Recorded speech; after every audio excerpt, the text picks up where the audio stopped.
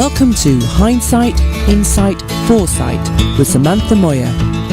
Enjoy as we inspire the mind, body and spirit from life's past, present and into your bright future. You're live. Good afternoon, everyone, or good morning, depending on where you are in the world. My name's Sam. I am going to be the host for today so I'm hosting my segment with you regarding self-doubt today. So I'm pretty excited to be sharing this information because I'm actually basing an entire program around this. So I kind of wanted to share what I've got and where I'm going with it, and we can all have a little open discussion about how we all kind of feel and what goes on with it.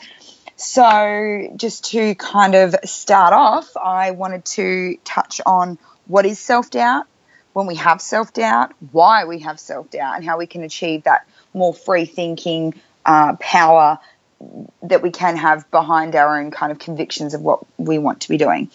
So I kind of wanted to paint a little bit of the scenario for you today about how, scenarios in which we start having self-doubt and we don't even realize that it's happening. So it's anything from you starting a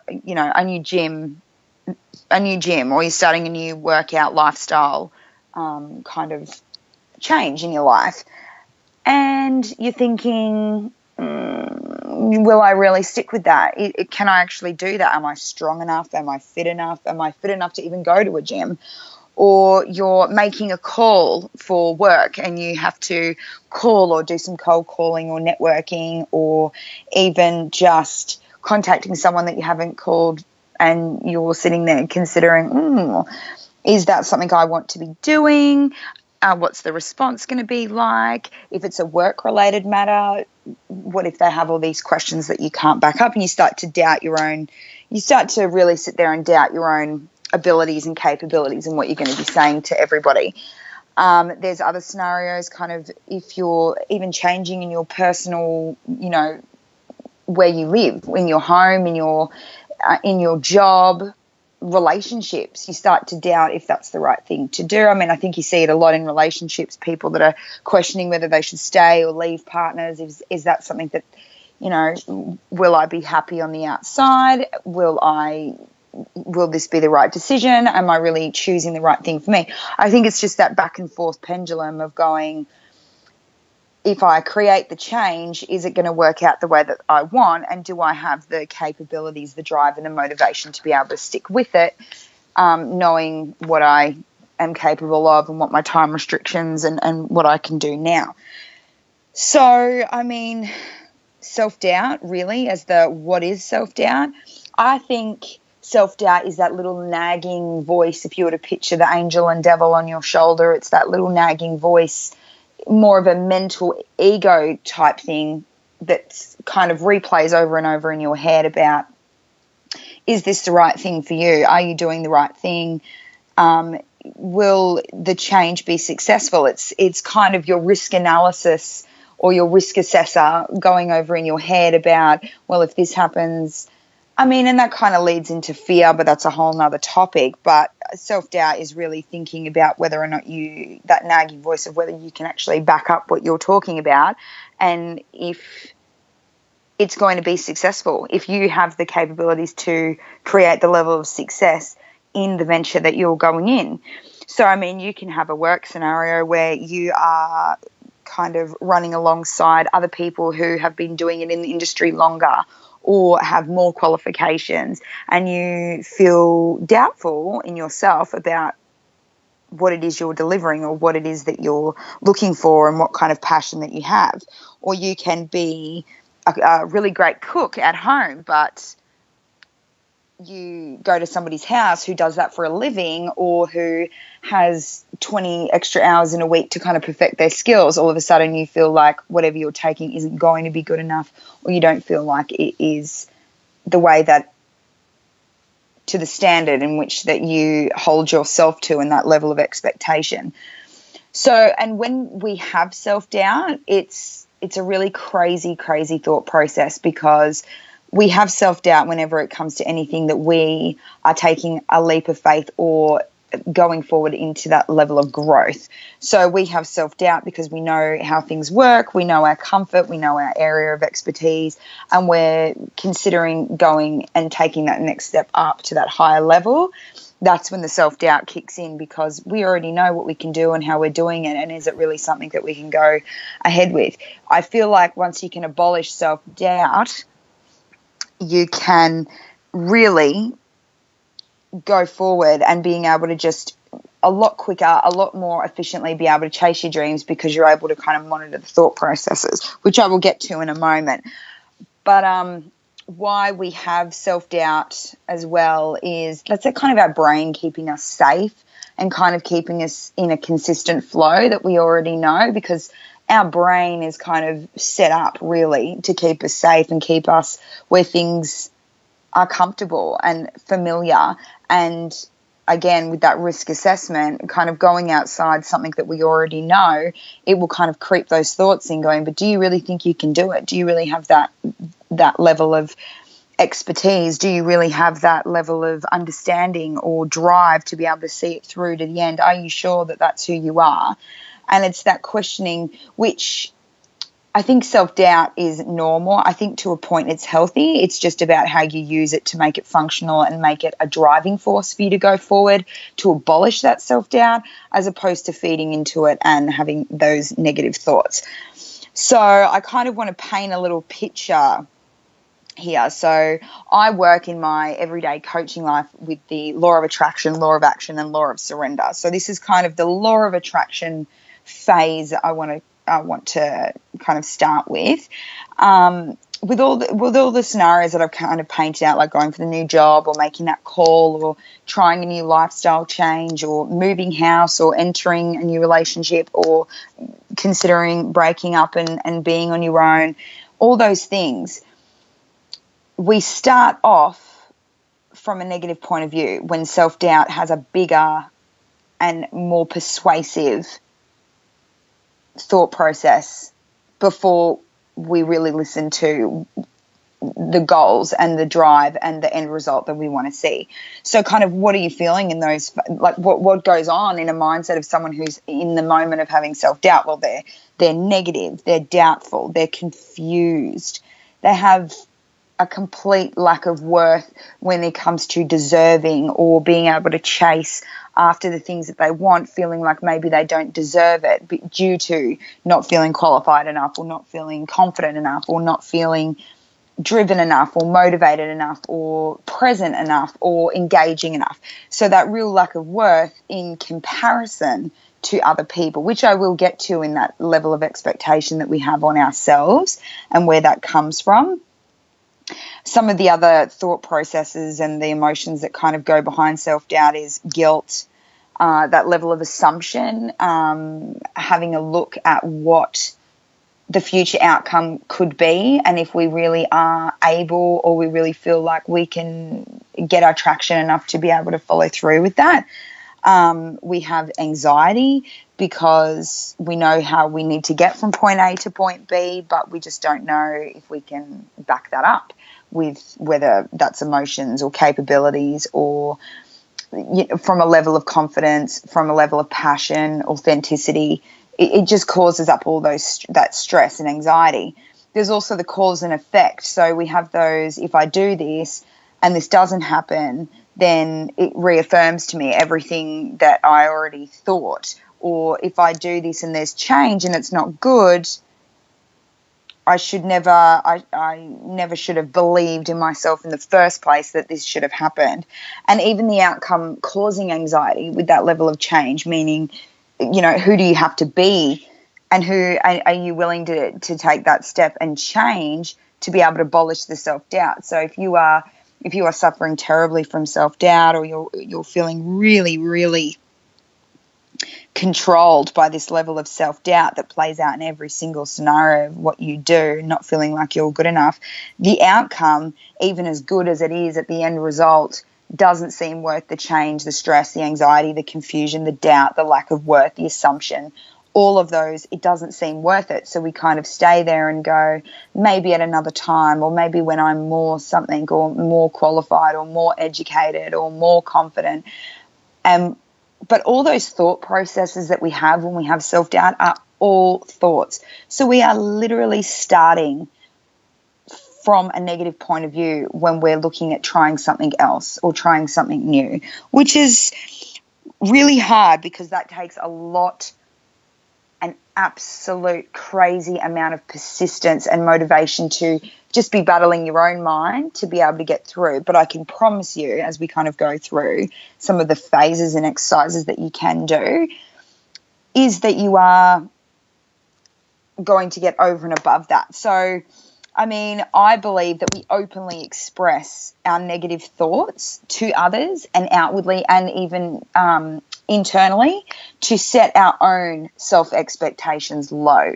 So if we don't meet them, we can say, see, I didn't think it was going to work out anyway, or I really didn't think it was going to take, or I really didn't think I could do it. So we are setting that low expectation of ourselves, and that's how we're talking to ourselves or talking about ourselves to other people. And that, again, is a real negative mindset to be creating and to be sharing with others as who we are as people, because we should be, if we're going to have self-doubt, we just don't want anybody else having doubt over us. We can deal with our own demons and our own battles, but how we should be outwardly committing to what we're doing. And then that does get projected back in that flow. So if we're setting our expectations low for ourselves and telling ourselves that, but we're also outwardly expressing it to others, that's where our expectation of our commitment. How many times have we started a gym and went, or start a new workout plan and gone, oh, we'll see how long this sticks for, or I just don't know if I'm committed enough before we've even started. I don't know how I'm going to go with it. Oh, it might be okay, but we're already setting ourselves up for the thought process that we're going to fail. Our self-doubt is winning in that point because it's like, well, I'm going to give it a good go, but I really don't think that I can do it. So here's a little scenario for you, right? So how many times have you gone into a shop and gone, I'm going to go buy a top. I'm going to go buy a new top. And you go over to through the racks and you're rummaging through and you can't find anything. And then you pull out a shirt and it's gorgeous and it's so flattering and it's perfect for an event or a date or a meeting or something coming up. And it's just everything you've been looking for. You know you would feel super confident in it. And you stand there and hold it up and look at you and look in the mirror and look at the top and put it back to yourself again. And you keep looking back and forward thinking, should I really get this? Do I really deserve this? Should I be spending the money on me like this? Oh, I don't really think that I should. Or do I really, what are they going to think about me in that meeting or on that date? Will I really look good in this? Can I really carry this off? Is this really me? And we start to go through all those thought processes of pulling it apart of something we're excited about because we're so excited about what's to come that we start to already look for the cracks in the foundation that we can be, already kind of self-sabotaging ourselves to go, well, it's not really going to work out the way that you want, like don't even try. But then you decide, stuff it. I'm going to take it to the counter and I'm going to buy it. You fight through those mental blocks. How many times does this happen and you get to the counter and it's on sale or it's ridiculously cheap or it's like buy the top and get a set of pants free? There's like some kind of offer to be like, now you've committed and you fought through those self-doubt barriers and you're kind of instantly rewarded.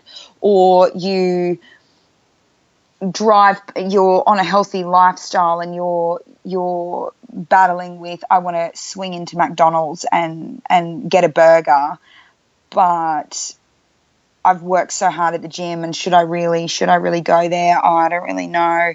It's something that you want to do because you want to treat yourself or you're starving and you just want to do that. And then you get to the window and then they have the healthy option. So it was like once you committed to what you wanted, you were able to have the benefit and the reward of that pretty much straight away. Or even, here's another scenario, or even when you have set up a play date with kids with your friends or a meeting or some kind of interaction with somebody else and you're just feeling like I can't make it, I don't feel prepared. I really have to pull out of this and reschedule or something. And you're just feeling like, oh, I can't. And I'm I don't have the information, or I don't feel like I can relay what I want to relay. And I just feel like I need that level of preparation. You sit there going, oh, am I really, is this really right thing to be doing? Should I be doing this? And then you ring them and they say, oh, that's fine. Don't worry about it. Life goes on. I'll find something else to do, or I'll do something else.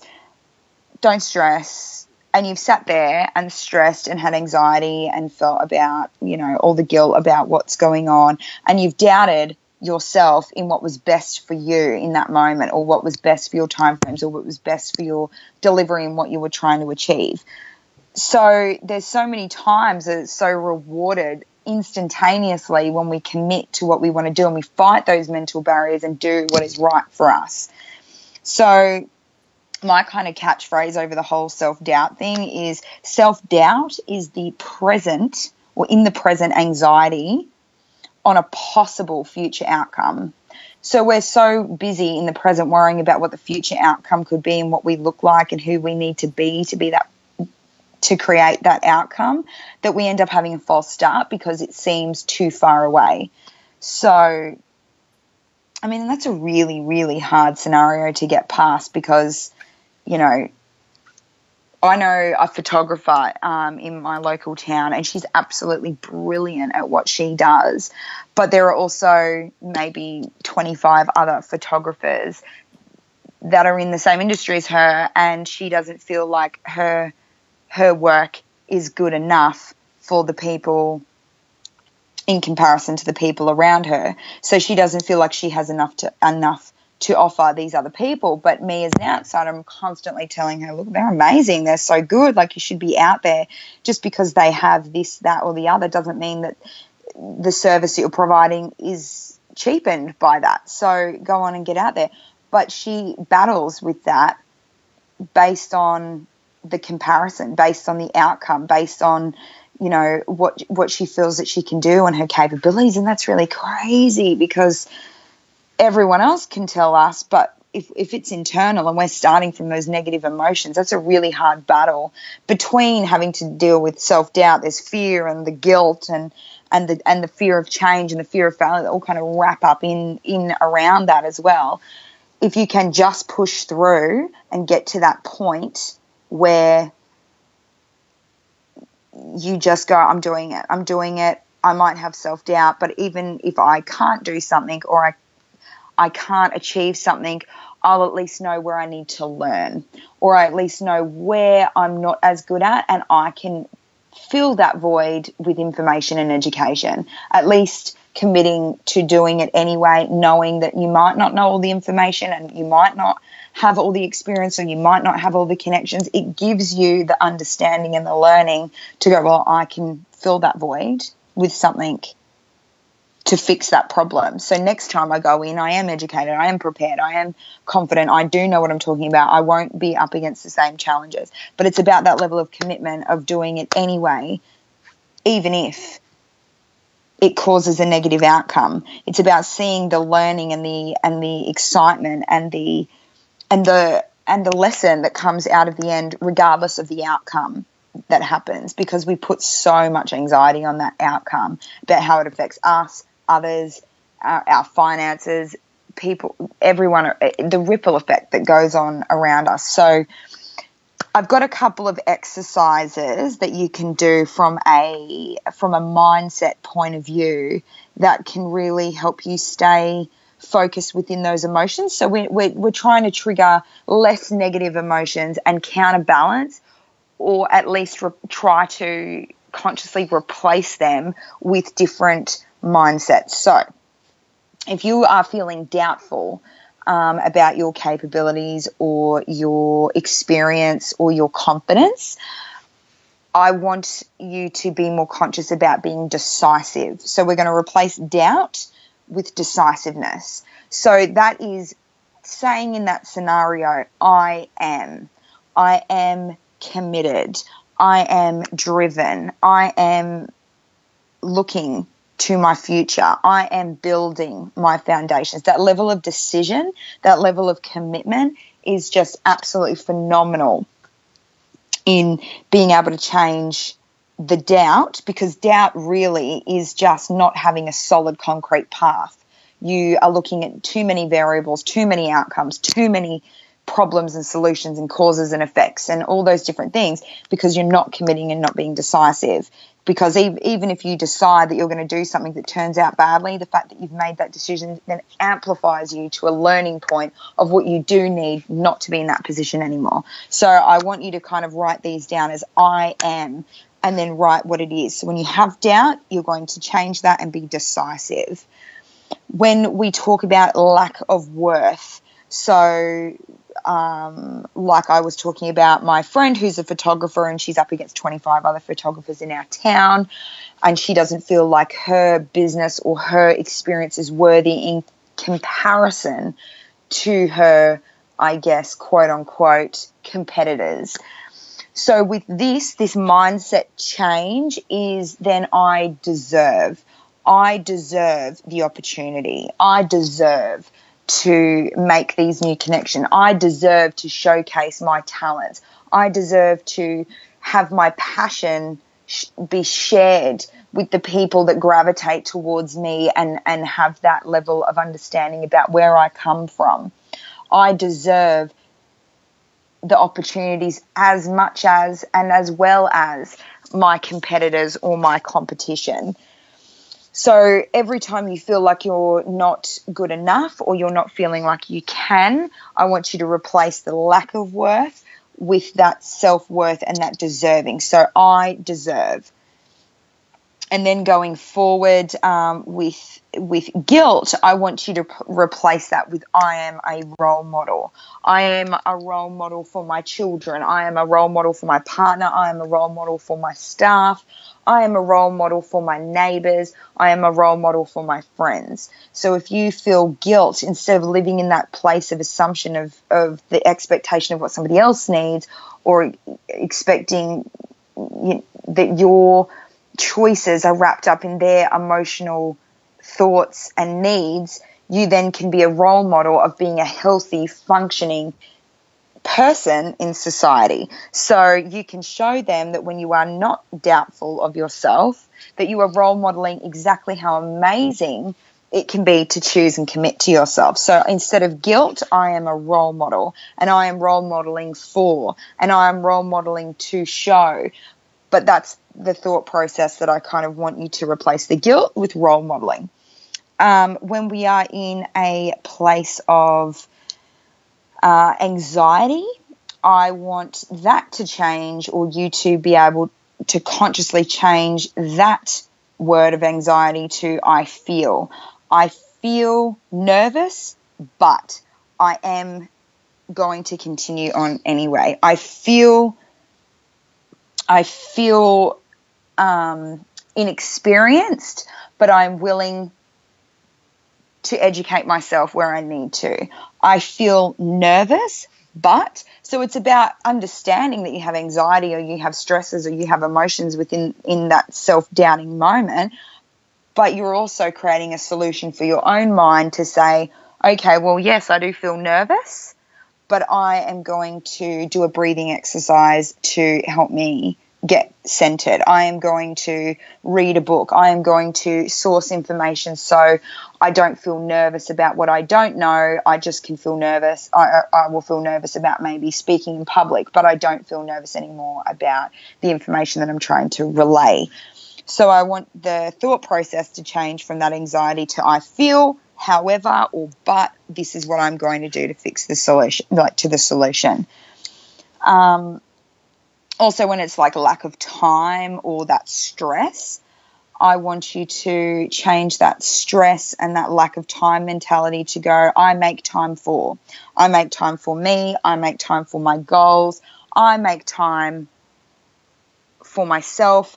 I make time to follow my passion. I make time to seek personal fulfillment. So when it is stress and you are time poor, that you are committing to making that time to find that level of personal fulfillment and reach those goals. So it might be stressful, but it's for a reason, and that reason is you, and that reason is you trying to follow that on. And then kind of lastly on that, I will is just my 2 words that I just love to use. It says so much about your level of commitment, about going forward, about just abolishing that self-doubt. It's I will reach my goals because, and then you can add your other ones, I deserve, I am. I will reach my goals because I deserve it. I will reach my goals because I am driven. I will reach my goals because I value growth. I will reach my goals because I actively am a role model for my children in seeking personal fulfillment. I will. And that triggers your own mind. And if you are saying that over and over and over again, that self-doubt starts to diminish because you're going to do it. You might have the doubt if you can do it, but you already have committed that you are going to do it. So you can be nervous or excited or a bit shaky or a bit deflated or however, but you're still committing outwardly and inwardly that you're going to be doing it. So I kind of want to leave it there for now until we come back from a break. So I'm going to just plug where you can find more of this information and a little bit more about the radio show, and then we will come back and I will talk about how to deal with self-doubt when it's projected back from others, so partners, friends, family, and how we can go about dealing with the outward level of self-doubt. So when we come, that's what we'll be talking about when we come back. But in the meantime, if you want to head over to Facebook and you can check out facebook.com/SOC Radio if you're wanting to host something yourself, if you're wanting to contact the radio station or get involved, you can head over. So that's facebook.com/SOC Radio. If you're wanting to see more information about what I do, you can head over to www.samanthamoir.com and have a look at all the coaching packages and programs that are being put together. And you can also go over to the Spiritualist Online Network and go to the chat room, and then you can kind of actively get involved if you need to or would like to have a chat and see how everyone's going. Add your comments, add your thoughts. Have you had any experiences, anything like that? And we will come back and I'll speak about self-doubt and how to deal with that with others. Samantha will be right back with more Hindsight, Insight and Foresight just for you after these messages from our sponsors. So sit tight and enjoy. SOC Radio aims to provide a wide range of hosts, shows, views and opinions while endeavouring to maintain our 3 vital principles of openness, honesty and integrity, covering all aspects of spiritualism, mediumship, healing, personal and spiritual development for all faiths, religions and walks of life as a way of life. As part of our spiritualistonline.com, Spiritualist Online Network and Lyceum, SOC Radio brings you the latest and honest news, views and names in the spiritual field. Check us out and tune in to SOC Radio on spiritualistonline.com. Join in the SOC Radio chat room on the website.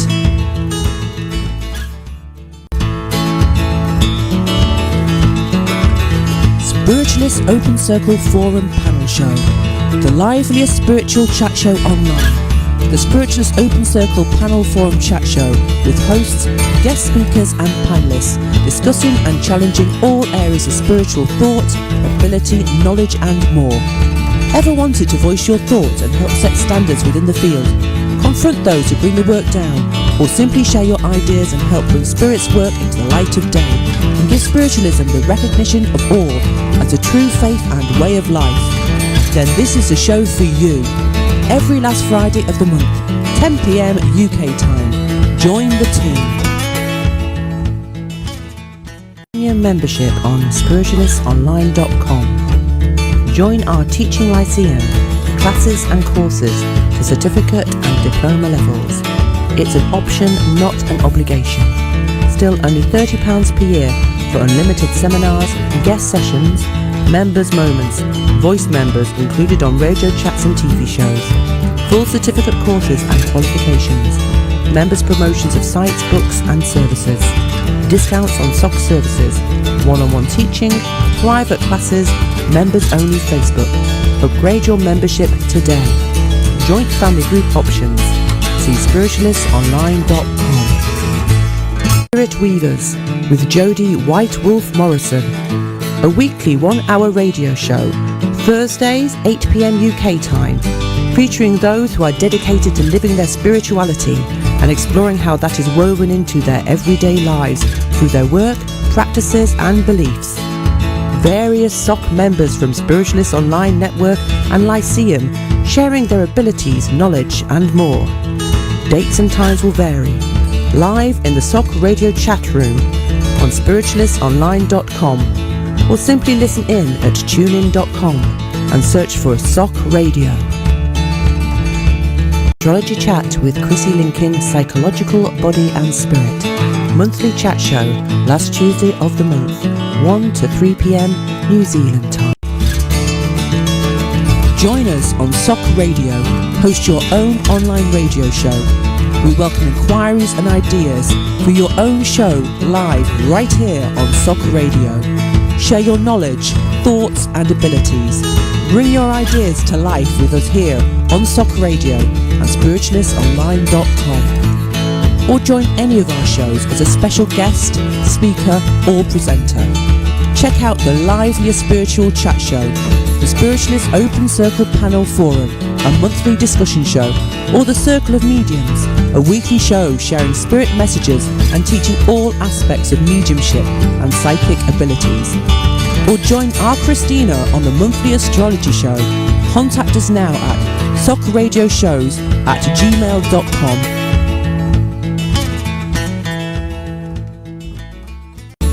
The Circle of Mediums radio show. 6 mediums, healers, psychics, tarot, astrologers, spiritual workers every week, sharing spirit messages, development techniques, guidance and much more. Live in the SOC radio chat room on spiritualistonline.com, or simply listen in at tunein.com. Search SOC Radio. Would you like to contribute readings, thoughts, teachings and time to this 2-hour show? Get in touch at socradioshows@gmail.com. Advertise with SOC Radio. 10, 15, 20 or 30-second jingles, adverts or promotions, all going out live on SOC Radio. Promote your services, churches, groups or events at the best rates online. Work with us on shows or promotion and you could get your jingles absolutely free. For this and more, contact Julie at socradioshows@gmail.com. Spiritualistonline.com. Online since 2002, teaching all aspects of personal and spiritual development. Free to all with audio video chat rooms, members forums and SOC radio live shows on site. The Spiritualist Online Network and Lyceum, a global oasis for spiritual awareness, development, attainment, imparting knowledge, thoughts, ideas to inspire. One site, linking a whole network of spiritually informative, educational and interactive services, encompassing every faith, path, walk, religion as one. Advertise with SOC Radio. 10, 15, 20 or 30-second jingles, adverts or promotions, all going out live on SOC Radio. Promote your services, churches, groups or events at the best rates online. Work with us on shows or promotion and you could get your jingles absolutely free. For this and more, contact Julie at socradioshows@gmail.com. Welcome back. Are you ready to be inspired? Looking through from your past to the future with insights from Samantha Moir. Join us now as we delve into the possibilities for your future. Welcome back, everyone. So I'm going to just get stuck straight in because I've got a fair bit of content here and I've got 30 minutes to get it out. So we're just going to jump straight in. So we've just to kind of recap, we've been talking about self-doubt and how we can deal with our own mindset and how we can kind of get past that at the same time and what we can do to kind of counterbalance those feelings of guilt and self-worth and things like that. But how many of us may have that on point, but seem to come up to others who, partners, friends, family, work colleagues who will openly display our inward self-doubt, and they'll project it back to us either verbally or with their body language. I'm sure we've all had people that have gone, said things like, are you qualified enough to do that? Are you experienced to do that? Is that really you? I couldn't imagine you doing that. Or just coming up with all these fears that we have internally, and then kind of openly stating their opinion about who they think we are or what they think our capabilities are based on how they perceive us and for themselves. So, I mean, some of the scenarios that we, face as like paint a picture of how this all comes about is, say as an example, you have decided, so you're in a partnership, so it's you, husband or wife or however, and you've got a young child or two young children. You've decided, right, I'm hitting the gym. I'm going to be back at the gym. I'm going to work on my lifestyle. I'm worth this. I'm doing. You've done all the and the mantras that you need to do from yourself, and then your partner comes back and says, so what is going to happen with our child? And you say, well, I'm going to put them in the daycare at the gym because that's what I'm going to do. And their perception is that you're either not fulfilling your role as the parent, or you're, spending too much time on yourself if they're at work, or that's not how they would do it, or they don't see where that extra expense should be going. So they have those outward doubts about, well, are you really going to commit to this because we're going to be spending money on it? So all those fears and those doubts that you've already had in your own head that are rolling around are being openly projected back to you, and you're feeling like you need to go over and like justify why and how you're going to do these things. And then in the majority part of it, that's when we go, oh, maybe I'm not going to commit. Maybe I'm not going to see it through. Maybe it is a little bit too much. Maybe it is, selfish of me, or however your mind works in that scenario. And then we step down and we step back and we go, right, that's not, I'll put it off. I'll leave that. I was silly to think that I could achieve that. I was silly to think that I would have the time or the finances, or that's ridiculous of me to even be considering it. Or you want to go out for dinner with your friends and you're already doubting if that's the right thing to be doing, or if, you can afford to do that, or if you should be doing that, or if that, it's on a school night or something and it's something that you want to do, but you can't do it. And then you have your other friends or your mother who is looking after your children or something saying, do you really think this is the right time, or should you really be doing that, or do you not think that's a bit, it's on a school night, do you not think that's a little bit silly, or that's a little bit irresponsible, or however, or you have already battled those things. So once we have it projected back to us, all those fears and doubts and guilt and worth and anxiety and stress just come flooding back in, and you just go, well, if they're saying it and I'm thinking it, that's obviously the wrong thing for me to be doing. I'll take that as a sign, or I'll take that as, the clarify for me that probably it isn't. And then we start to look at the outcome and go, oh, this is going to cause tension. This is going to cause friction. People are judging me. My expectations are a bit out, or their expectations of me and I'm not meeting them. And then we just kind of sit back down and we just go, no, don't worry about it. I won't do it.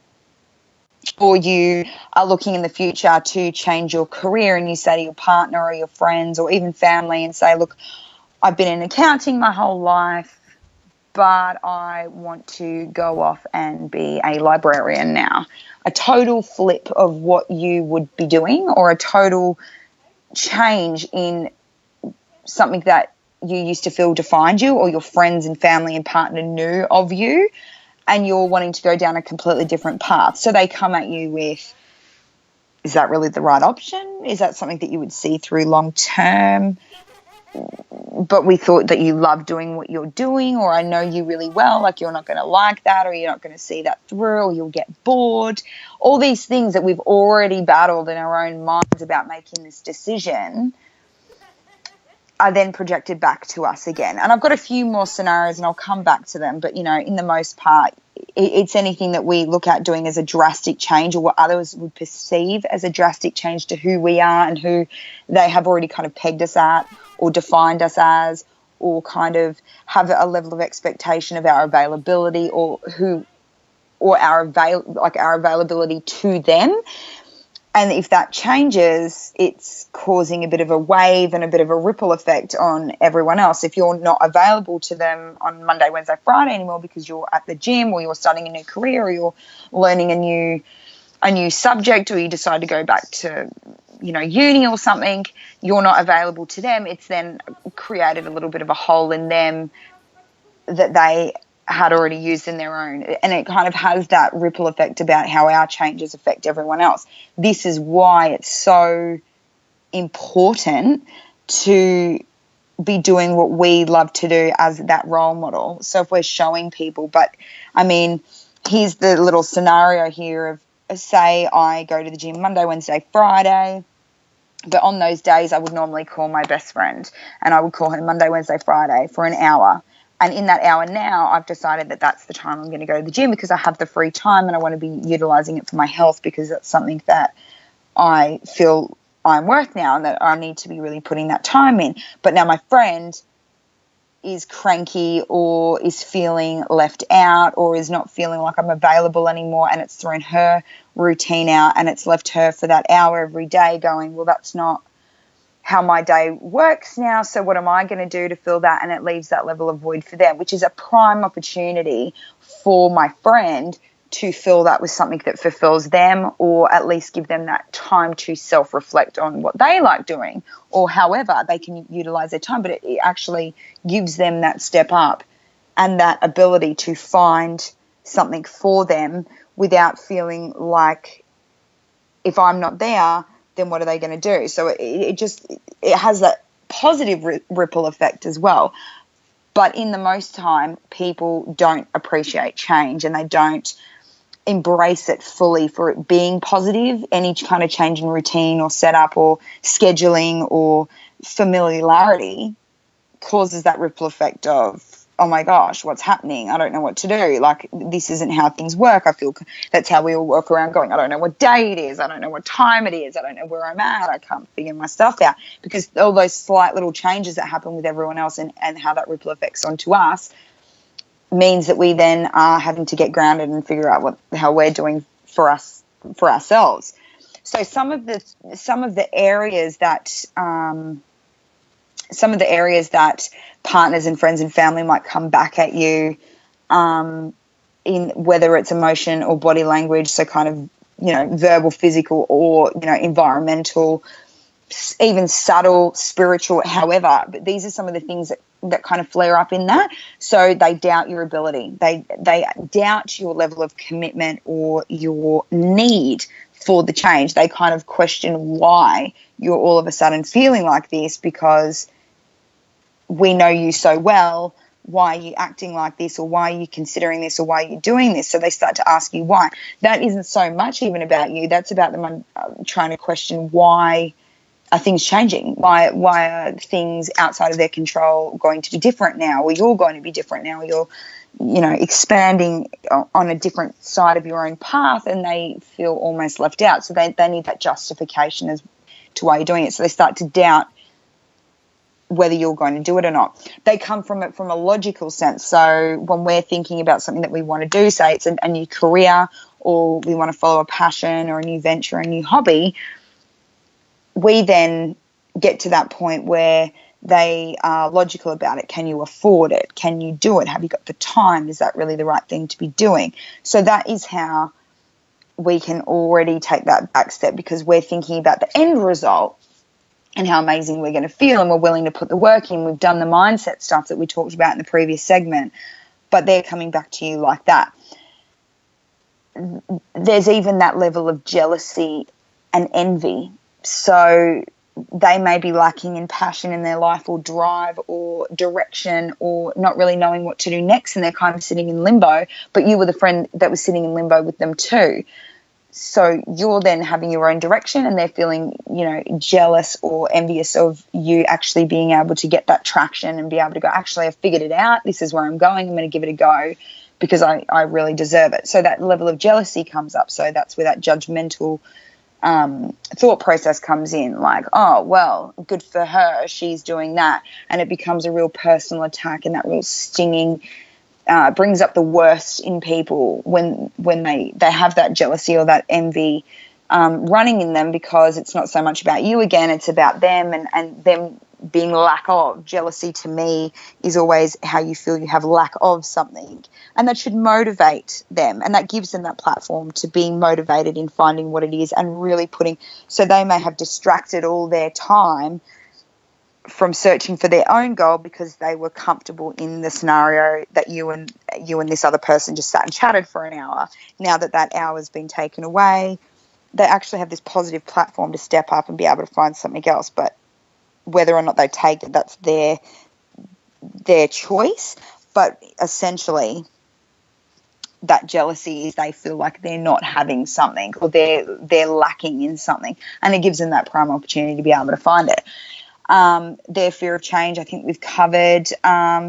Even the conflicting ideas of who you are. So they may have been like, well, this is who you are, and I've got you in this little box, and you're my friend that is a stay-at-home mum who doesn't work, and then all of a sudden you are now a working mum whose time is stretched and your value set has changed. So you may have been freely available to them because that was in your hours, and then you become a working mum, and then you are all of a sudden valuing your time with your family more, so you have less time, say, for your friends or for other areas, because you are fulfilling your own need for the work. So you know that on the priority list and the value set has changed. So they have you in this box, and they're not really wanting or willing to take you out, but you have leapt out of it and have created a whole new path for yourself. So they have that real conflicting idea of who you are, because you are that person that they have kind of defined you as, your circumstance, and it wasn't within their control pattern to change that.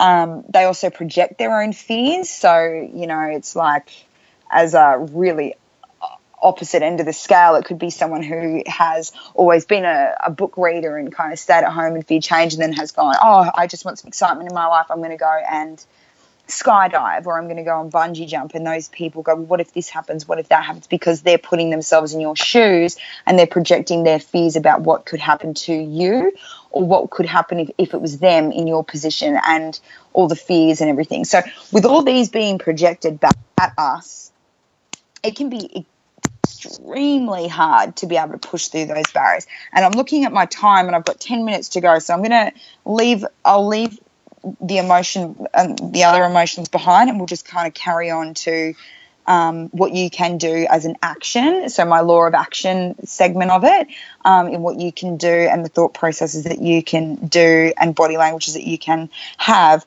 to be able to kind of change that. So what you can do is, 1, be decisive. Write down a list of all the reasons prior to sharing why you're doing this. So you have it really locked down. It's like having a pitch for work. You're almost pitching what you're doing and sharing what you're doing, but you're not budging on it. So you are aware of what it will bring, how it will make you feel. So when you share it, you can share it with that level of excitement, not looking for the approval, not looking for the projection of fears. You are going to be selling them the excitement that you're going to be having. The other action for you is to have empathy. This is a change for you, which is positive, but it may not be so positive for somebody else. So having empathy about what their situation is, and how that may or may not affect them, or how they feel about the change that would happen. And don't be naive to the way that the world works, that we are all connected. We all have our own journeys, and we're all responsible for ourselves, but every action that we have does have a ripple effect on other people, whether it's positive or negative.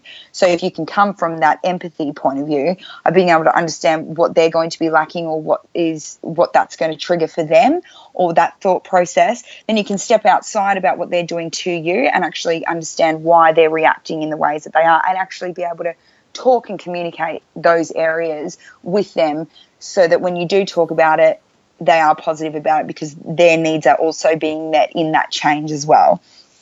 And a story of my life is #own it. Own what you're doing. own and to the ground. It's like having a glass of water and there's a crack in the glass.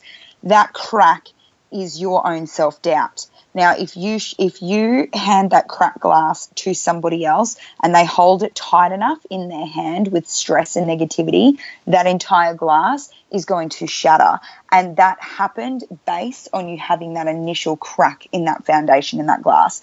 So if you can understand my analogy here, it's own it.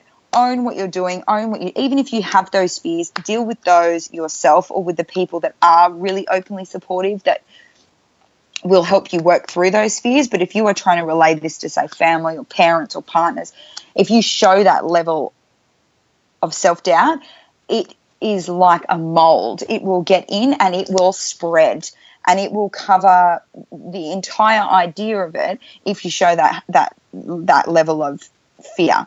That's not to say don't communicate with people. Just pick your tribe well enough to know the ones that will help you out of it and the ones that if you do show that side of insecurity or self-doubt, that they're not going to feed off that for their own well-being and their own thought processes.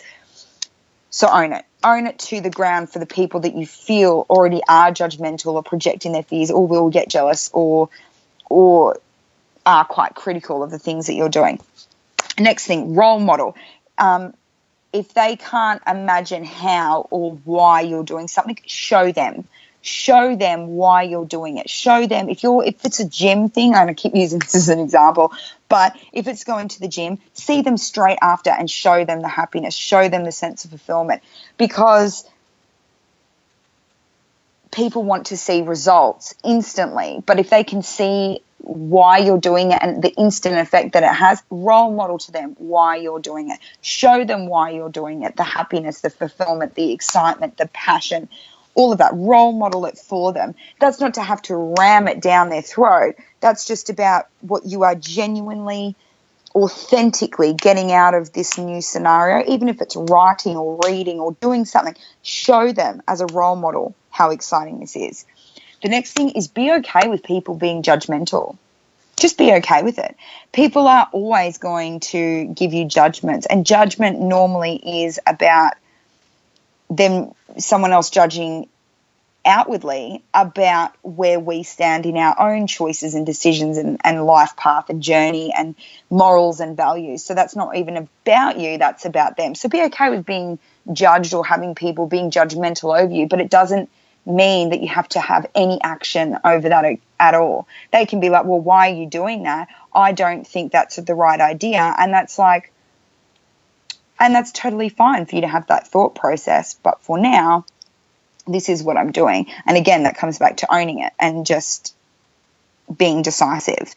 Change is necessary. This is my next point. Change is a necessity in life, pardon me, but you are going to be constantly changing. You change, you grow, your hair gets grayer, you get taller, you get shorter, you get fatter, you get thinner. The sun goes up, the sun goes down, the seasons change, your house changes, your career changes, your goals change, your passion change. It changes a necessity in life. There isn't anybody anywhere that even if they try to control the exact environment and what they're doing, there is still change every day. Finances, interest rates go up at the bank, things move, there's more developments around. Even if they control their home and their lifestyle and their routine, they may have developments going up that means that their quiet little neighborhood is become more commercialized or has become more touristy. There are things, changing is a necessity of life, so embrace it as trying and learning and not being so resistant. It doesn't mean that you are going to be jumping up for joy if it's something that you haven't openly chose for yourself, but it is a necessity and it is something that you experience every single day. So be able to take that on and be able to roll with the punches a little bit more and not be so afraid of it, because it is happening whether you're conscious of it or not.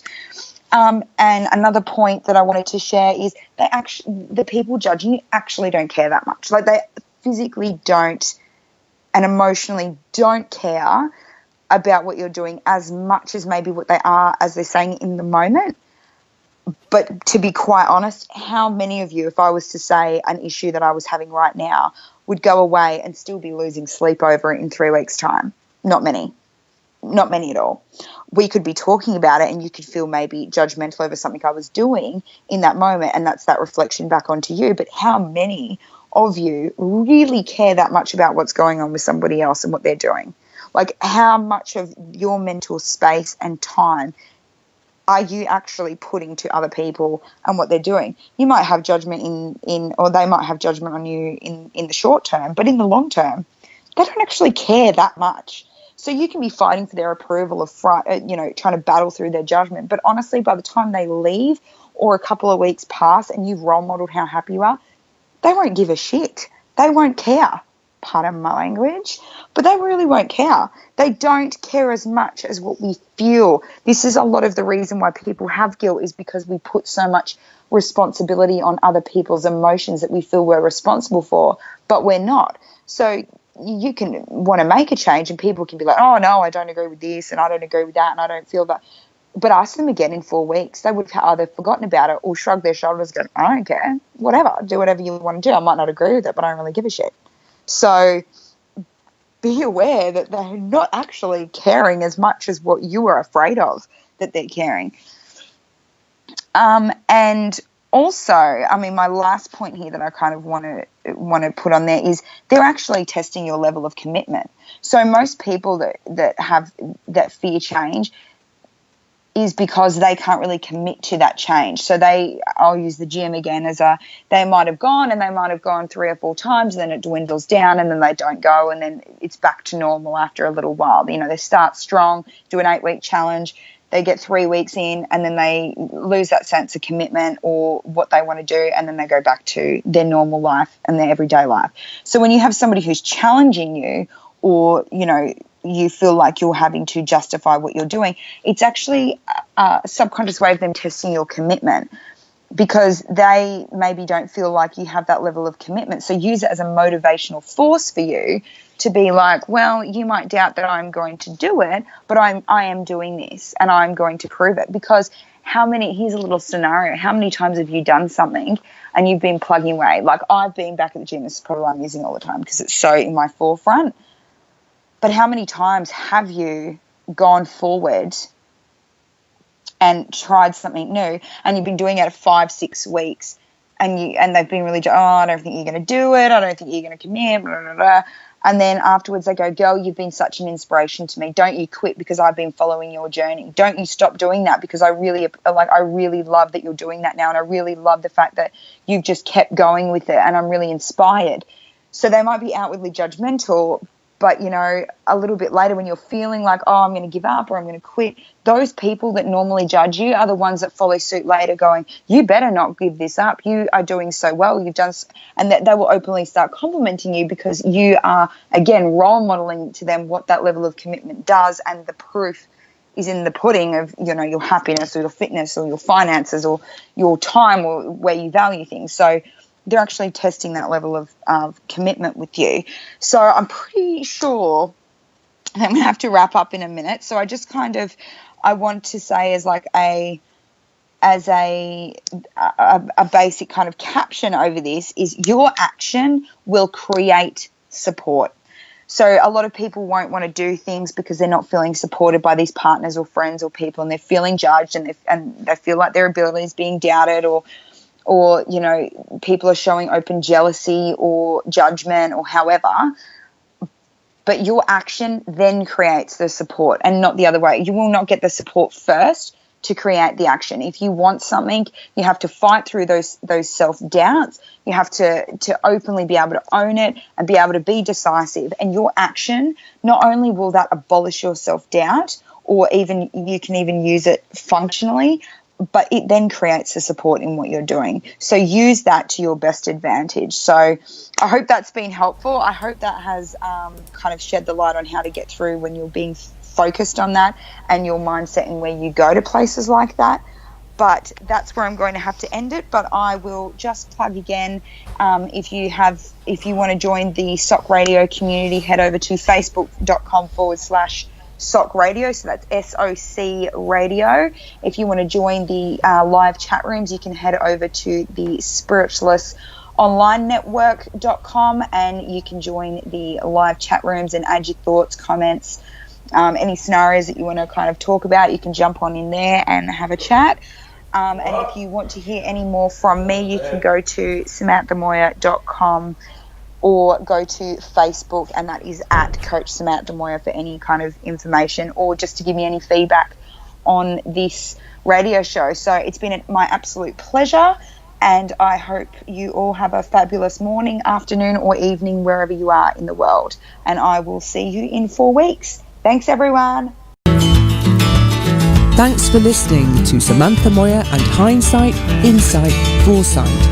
Join us again next week for more ideas, thoughts and inspirations to guide you in today's busy life for a beautiful, enhanced future, right here on SOC Radio.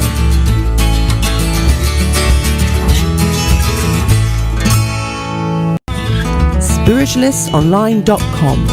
Online since 2002, teaching all aspects of personal and spiritual development. Free to all with audio-video chat rooms, members forums, and SOC radio live shows on site. The Spiritualists Online Network and Lyceum, a global oasis for spiritual awareness, development, attainment, imparting knowledge, thoughts, ideas to inspire. One site, linking a whole network of spiritually informative, educational and interactive services, encompassing every faith, path, walk, religion as one.